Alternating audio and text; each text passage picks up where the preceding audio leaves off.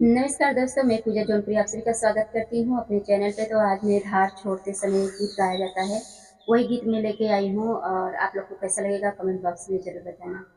भैया टूटे ना पनिया के धार, बयार बहे मंडप में। भैया टूटे ना पनिया के धार, बयार बहे मंडप में। धरिया जे टूटी है ससुर मोरे हसी है, धरिया जे टूटी है ससुर मोरे हसी है। अरे जा बहिनिया से हार, बयार बहे मंडप में। अरे जा बहिनिया से हार, बयार बहे मंडप में।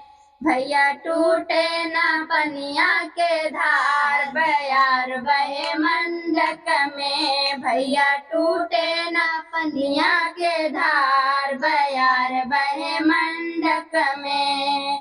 धरिया जे टूटी भसुर मोरे हसी है, धरिया जे टूटी भसुर मोरे हसी है। अरे जा बहिनिया से हार, बयार बहे मंडप में। अरे जा बहिनिया से हार, बयार बहे मंडप में। भैया टूटे ना पनिया के धार, बयार बहे मंडप में। भैया टूटे ना पनिया के धार, बयार बहे मंडप में।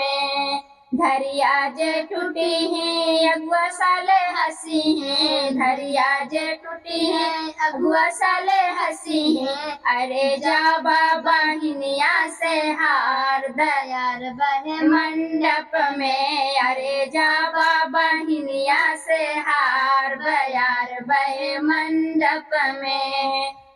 भैया टूटे ना पनिया के धार, बयार बहे मंडप में। भैया टूटे ना धरिया के धार, बयार बहे मंडप में। तो दोस्तों, गीत कैसा लगा आप लोग कमेंट करके जरूर बताना। ये गीत मुझे नहीं आता था, मेरी बेटी की आता है, बेटी का गीत मैंने गाई हूँ।